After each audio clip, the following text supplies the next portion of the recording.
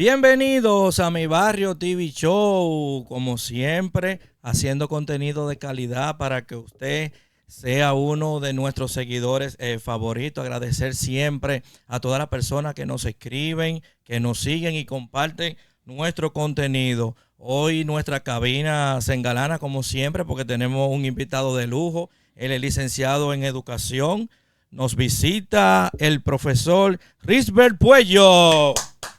Bienvenido.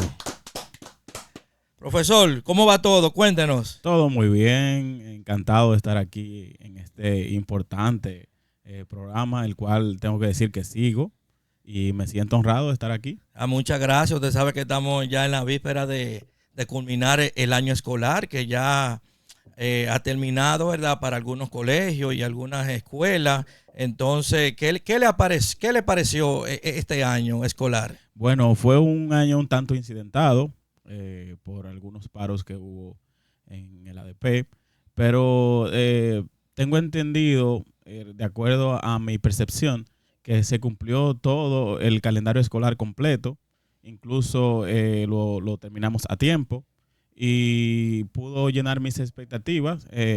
Podríamos decir que este es mi segundo año completo en educación y sí, me pareció un año que se pudo lograr lo que quería el Ministerio de Educación. Usted sabe que hay una pregunta que yo siempre, después del cambio, he querido que me la expliquen. Esta parte, porque cuando yo estudié, después de octavo, uno pasaba primero el bachillerato. Ahora di que sexto de primaria, que octavo. Explíqueme un poquito ese cambio. ¿Y el por qué? Bueno, en realidad es el mismo tiempo que durábamos nosotros, porque yo también estudié con el antiguo método, que era de primero a octavo, y luego los 4 años del bachillerato. Simplemente se dividió en dos etapas: etapa de inicial, que es de 1 a sexto, y etapa de secundaria, que es también de primero a sexto. Entonces, básicamente dividirlo en dos etapas iguales, o sea, 2 periodos de 6 años, en vez de uno de 8 y uno de 4. Ok. Exacto. Pero ¿cuál era la necesidad? Bueno, en realidad eso tiene más que ver con los planteles, los liceos, ¿verdad? Sí. Se sabe que tenemos límites y lo dividimos, o se dividió. En el caso nuestro, trabajamos en un liceo, en el liceo matutino y vespertino El Millón. Entonces, tenemos la ventaja de que el nivel primario está justo al lado, pero hay lugares o sectores donde solamente hay una escuela o hay un liceo. Entonces, no es lo mismo tú tener que durar, por ejemplo, 4 años a durar 6 años. Habían personas que tienen que mudarse de su barrio porque en el centro donde están, o irse muy lejos a estudiar. Pero entonces, si tienen la facilidad de durar 6 años, básicamente en un centro, eso lo puede ayudar. Ok. Bien, Risbert, profesor. Mi pregunta, bienvenido nuevamente. Gracias por estar acá. Mi pregunta es genérica, debería hacérsela a todos los profesores, pero usted es el que está aquí en este set. ¿Por qué se ha perdido tanto la vocación docente? Ese amor, esa entrega, que los profesores no se vean así como unos asalariados simplemente, sino como unos segundos padres de esos niños que estaban ahí. Y ahora tú lo ves que tienen cierta desidia. Lo digo porque yo lo he comprobado como padre. Y ahora ganan más, Howdy. Ahora exactamente, se basan en el dinero, en la remuneración, que eso no está mal, son profesionales y se lo merecen. Pero ¿cómo usted va a exigir tanto si no está dando lo primero, que es calidad de docente? ¿Qué es lo que está pasando? Bueno, yo entiendo que eso no es algo exclusivo de educación. Yo entiendo, bueno, es mi opinión, ¿verdad? No es que tenga que ser así. Pero podemos ver eso en todos los sectores de la vida cotidiana. Sí, pero O sea, profesor, y discúlpeme, eso no es una excusa. no. Simplemente le estoy explicando más o menos lo que yo entiendo.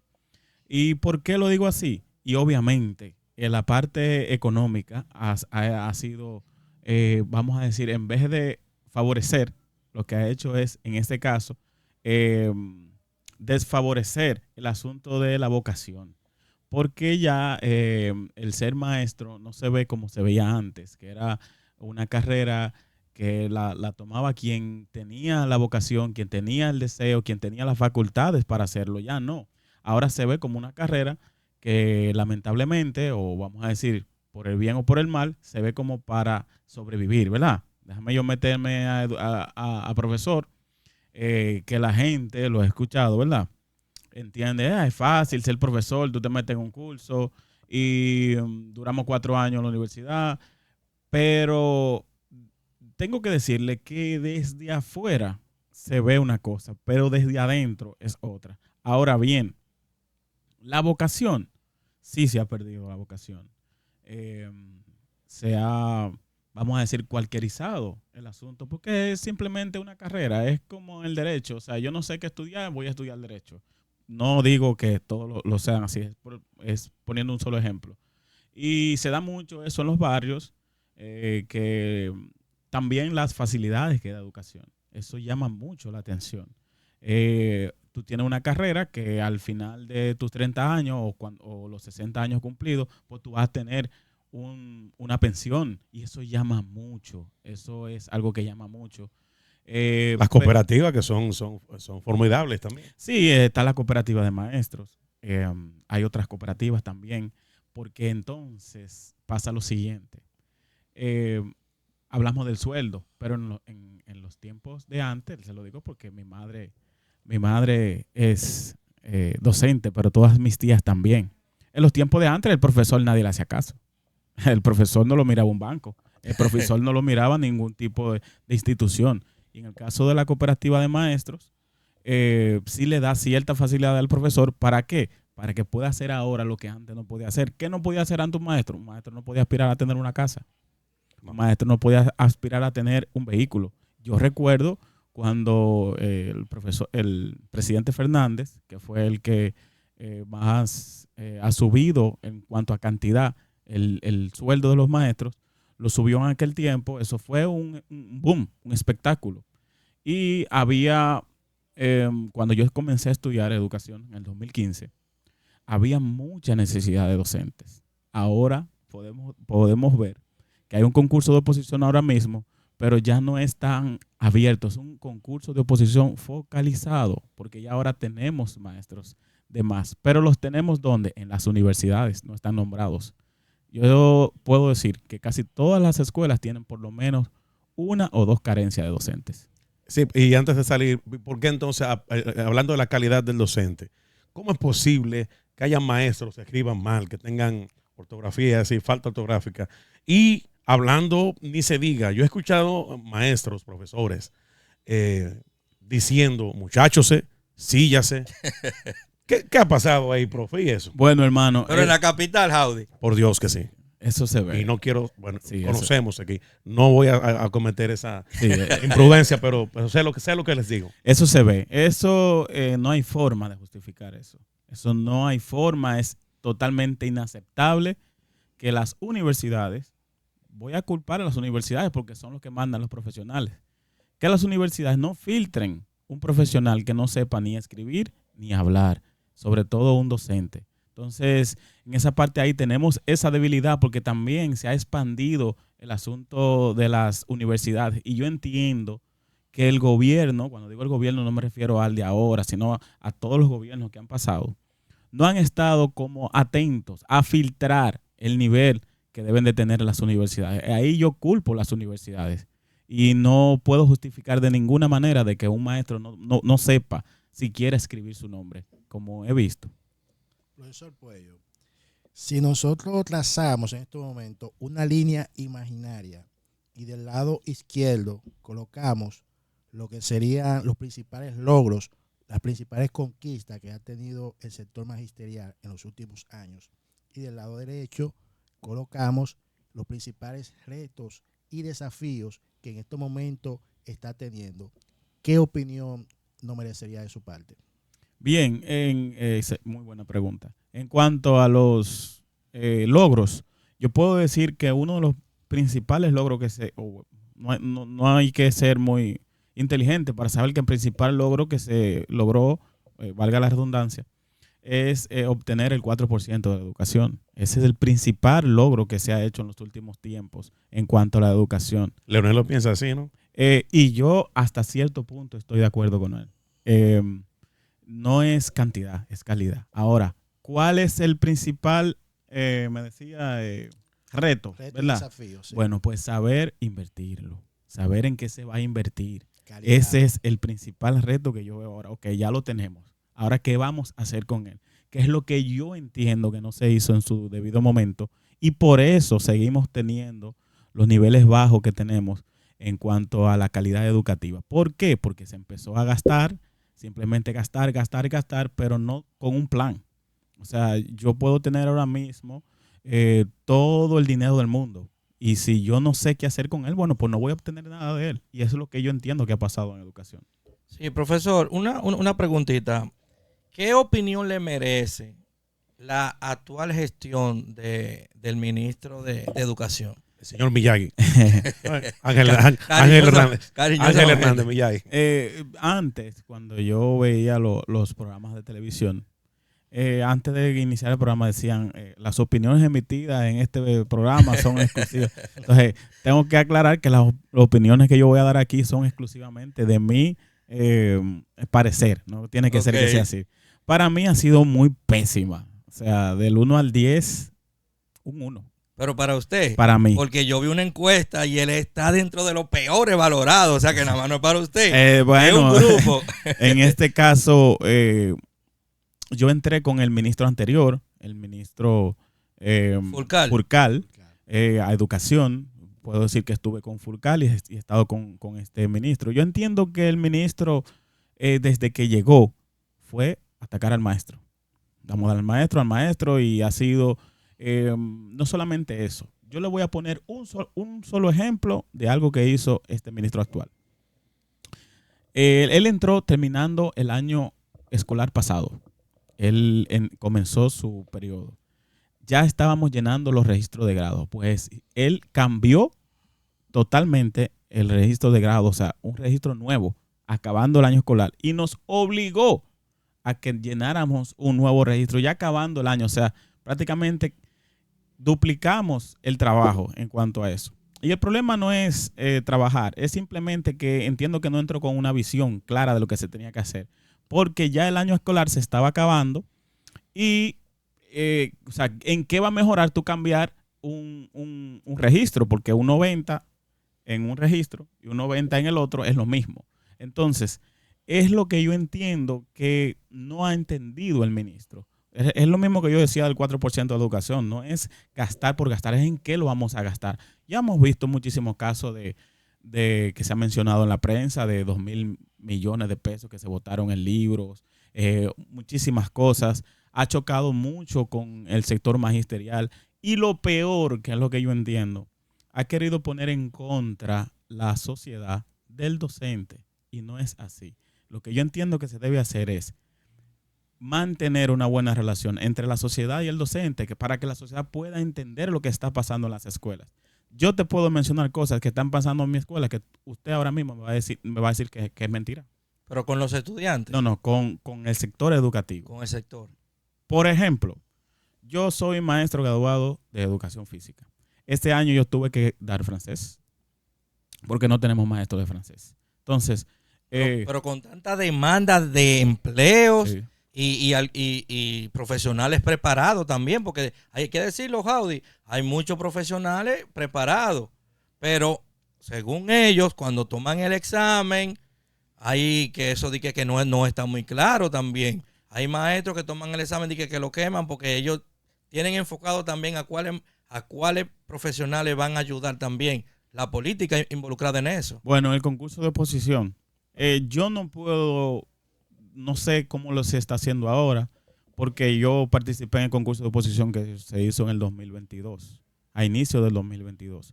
Yo pasé el concurso de oposición y yo... ¿Te ayudaron? No. Pasaste. Pasé. Porque incluso... Esa pregunta, Jaudy. No, porque No, es válida. Cuña y cuña. Es válida. En el caso mío, yo puedo decir que soy de oposición. Yo en aquel tiempo era militante del PLD, actualmente militante de la Fuerza del Pueblo. Y el ministro, como le dije, era Fulcal. O sea, yo no puedo decir, mira, a mí me ayudó alguien, porque no fue así. Que exista, bueno, pues yo no puedo tampoco decir que no, porque no tengo pruebas. No, pero hay muchas personas que sí. He escuchado que lo han mucho, dicho sí. y que lo han denunciado. Tengo que ser honesto y decir que cuando se inició el concurso, obviamente eso pasaba y era mi gobierno en aquel tiempo.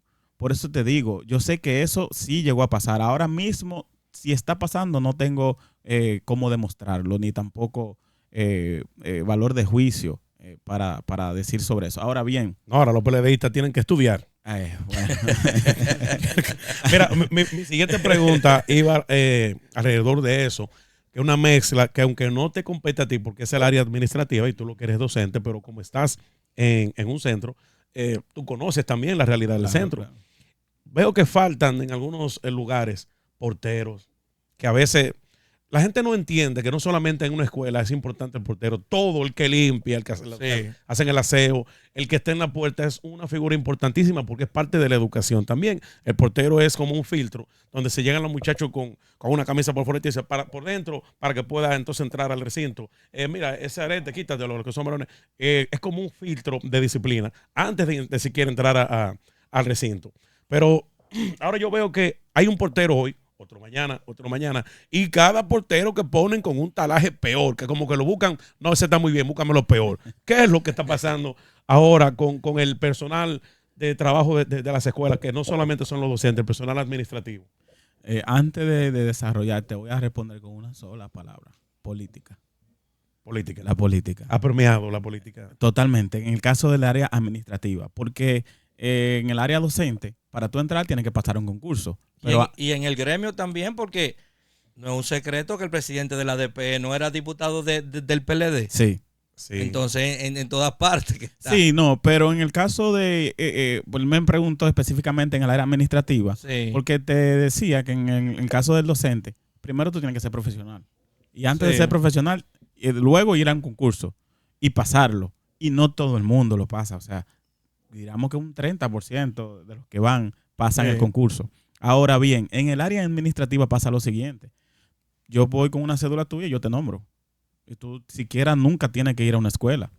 O sea... pero desde siempre.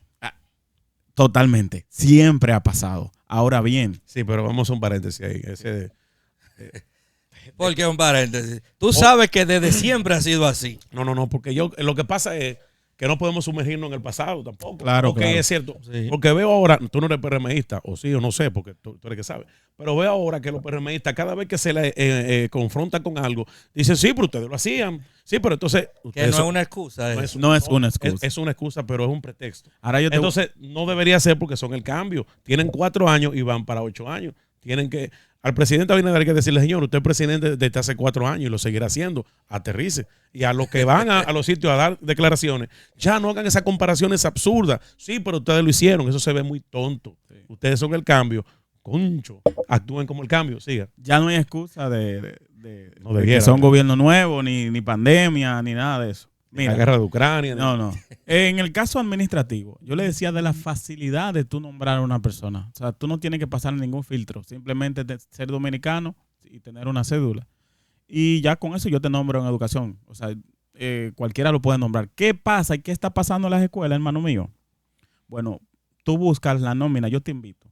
Tú buscas la nómina de cualquier colegio, de cualquier escuela pública, y tú vas a encontrar 4, 5, 6 porteros nombrados. 7, 8, 9, 10, 12, 20, 30 personal de apoyo. Y cuando tú vas a las escuelas, yo te puedo hablar en el caso de mi escuela, hay un solo portero. Pero en la nómina, tú buscas y hay 4. Pero no nos vayamos muy lejos.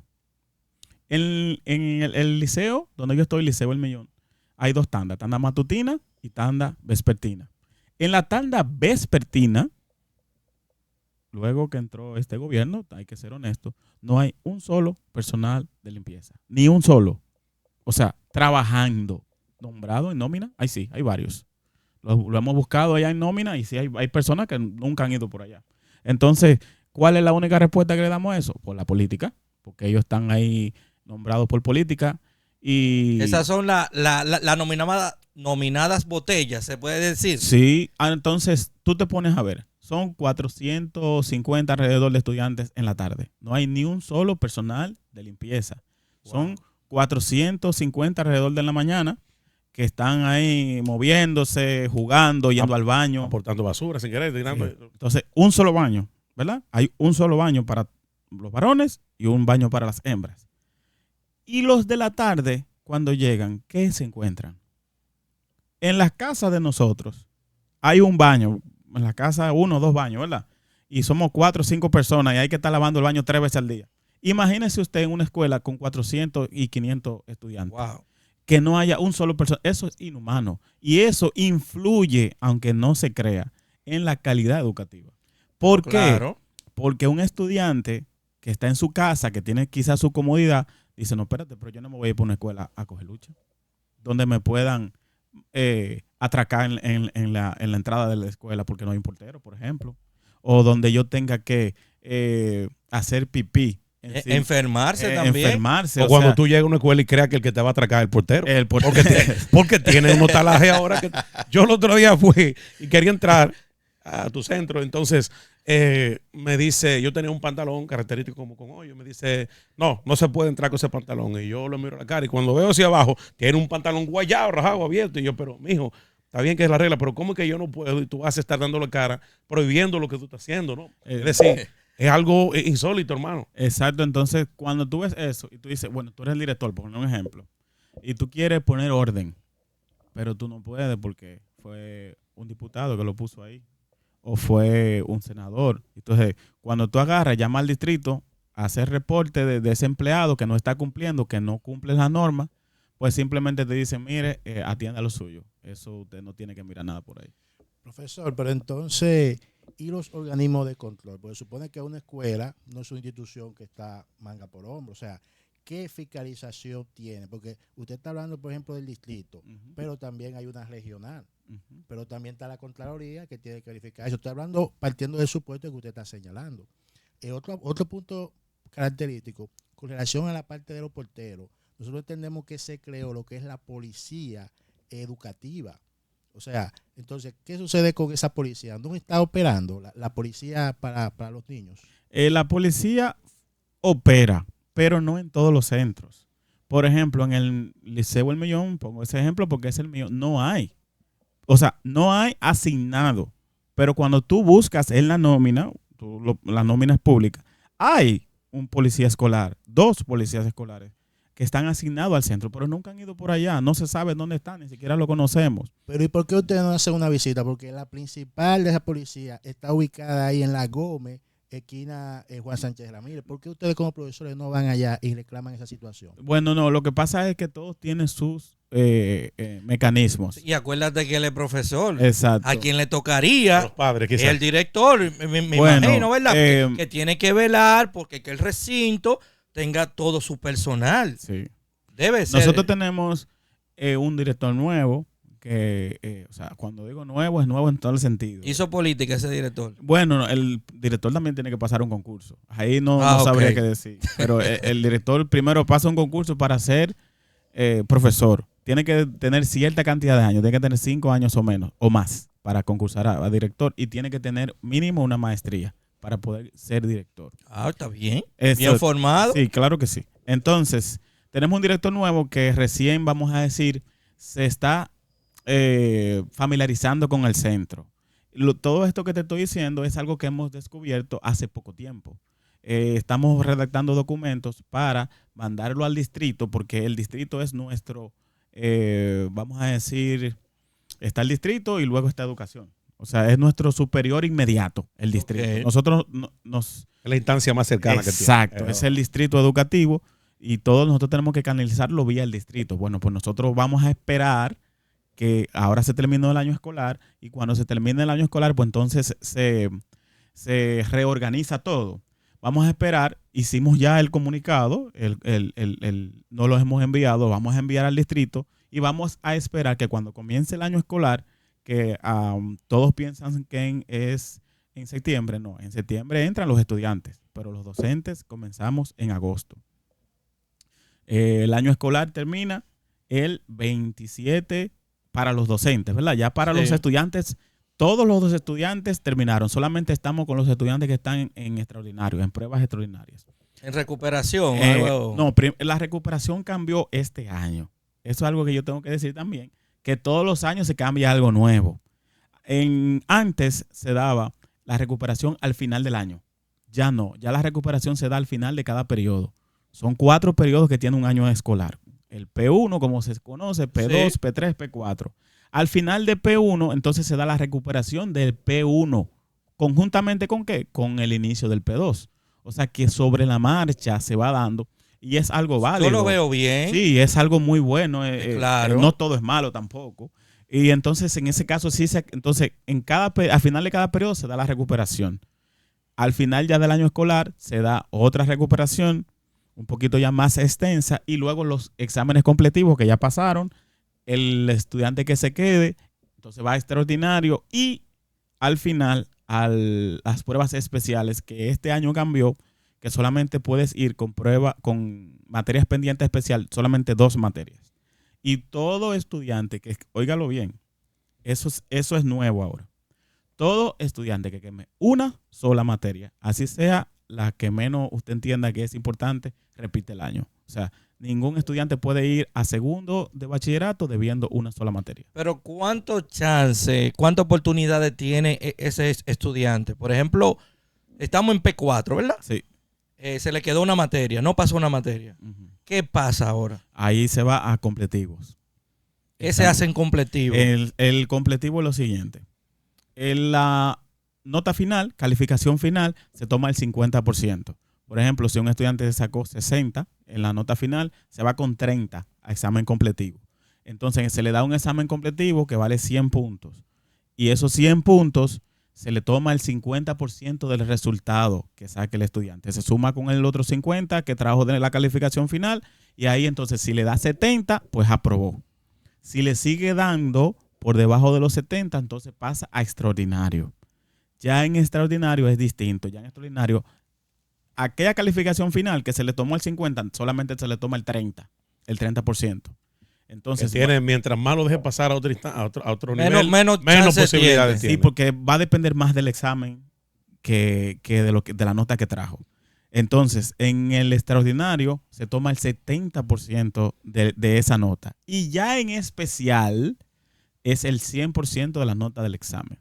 Pero yo entiendo, profesor, que ya en el 2024, 2025, eso de los exámenes ya deberían como cambiar.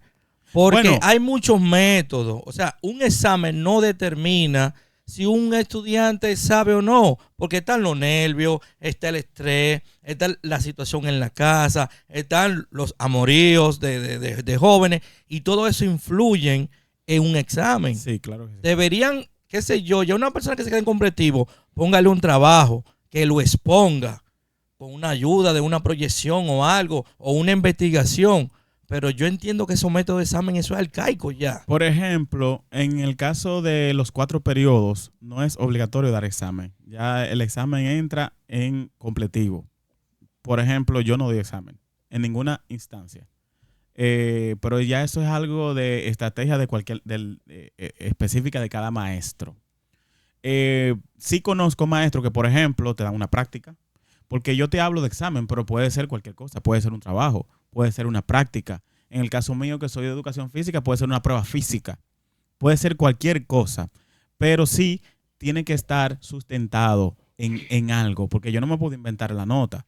Claro. Exacto. Entonces, sí hay muchos maestros, tengo que ser honesto, que han dejado atrás lo que es la prueba escrita, el examen, y han implementado los trabajos, las prácticas, es lo que más se utiliza. Las prácticas, una práctica de 7, 8 páginas, tú te la llevas para tu casa y luego la entregas. Pero, oh sorpresa, que lo acabo de vivir ayer.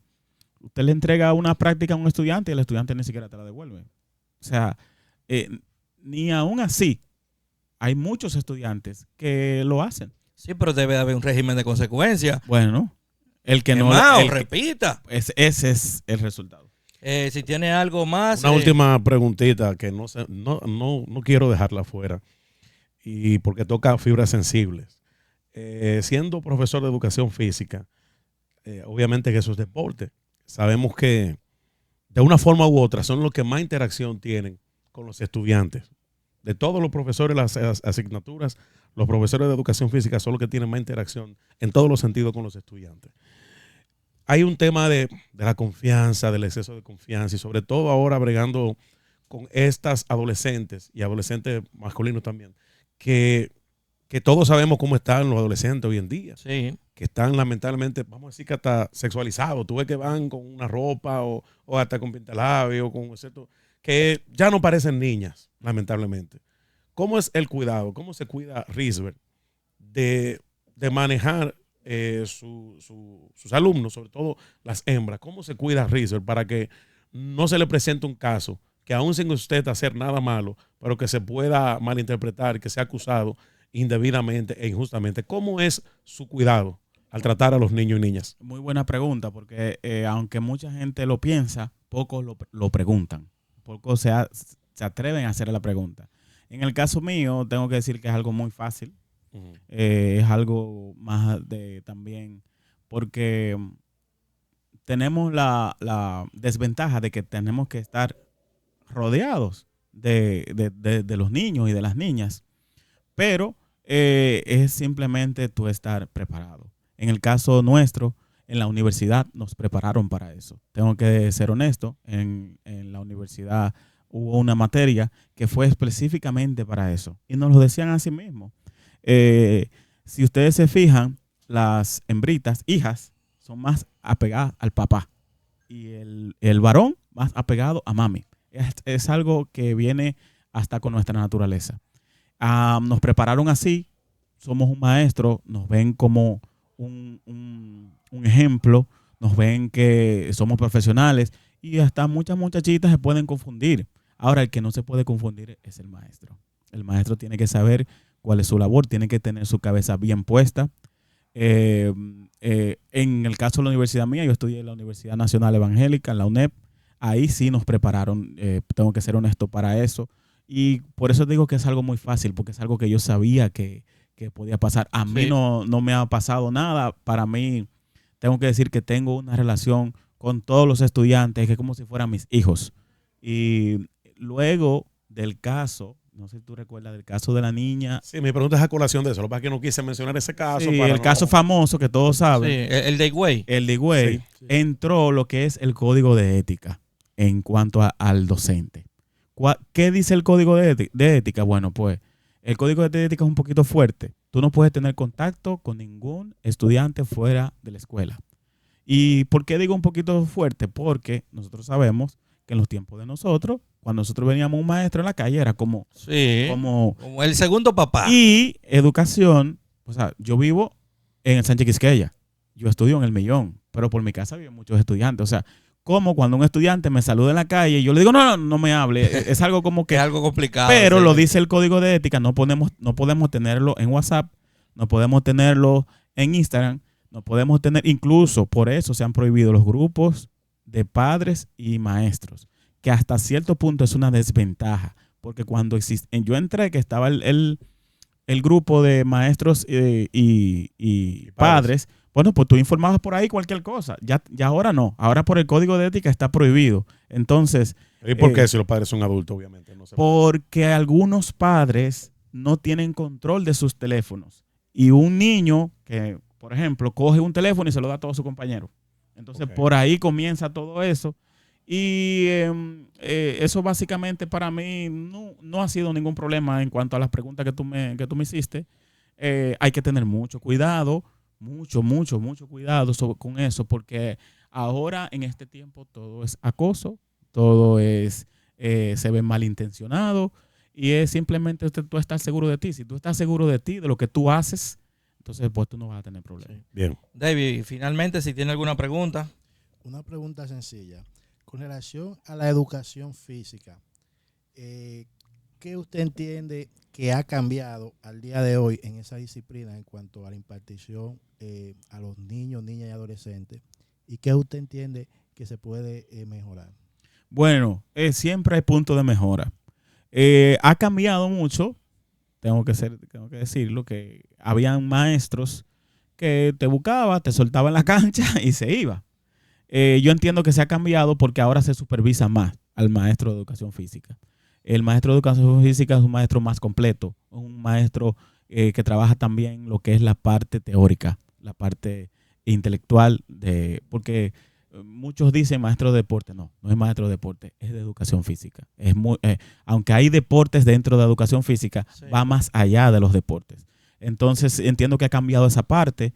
¿En qué parte yo entiendo que se puede mejorar? Bueno, yo entiendo que se debe mejorar, ya yéndonos específicamente a los deportes, es canalizar el qué. Bueno, por los nobles atletas que vienen saliendo en nuestro país a través del deporte escolar. Es sí, lo que yo entiendo que se debe hacer.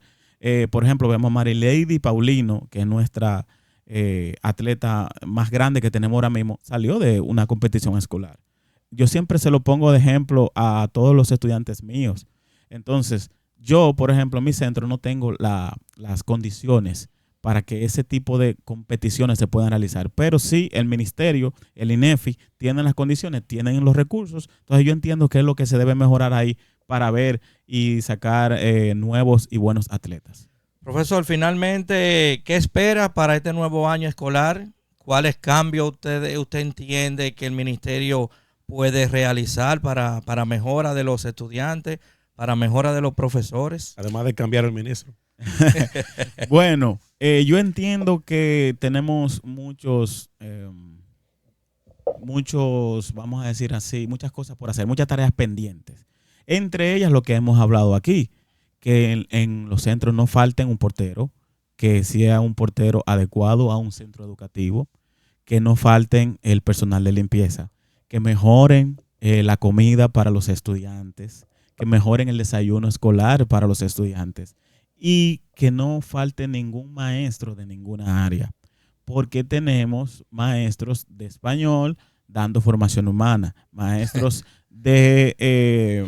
pero con tanto cuarto que representa el 4%. Con tanto cuarto. Maestro de educación física dando francés. Entonces, y me dijo alguien, no, ustedes tienen las competencias para dar cualquier asignatura. Sí, yo tengo la competencia para dar el contenido que manda educación, pero yo no tengo las competencias adecuadas para llevar el conocimiento que necesita un estudiante. Usted tenía que buscar primero un tutorial de francés para después darle la clase. ¿Entiende? Entonces, y eso pasa a nivel nacional. Entonces, yo entiendo que esa tiene que ser la prioridad y el norte de educación. Bien. Bueno, estuvo con nosotros el profesor. Gracias, profesor Risbert Puello.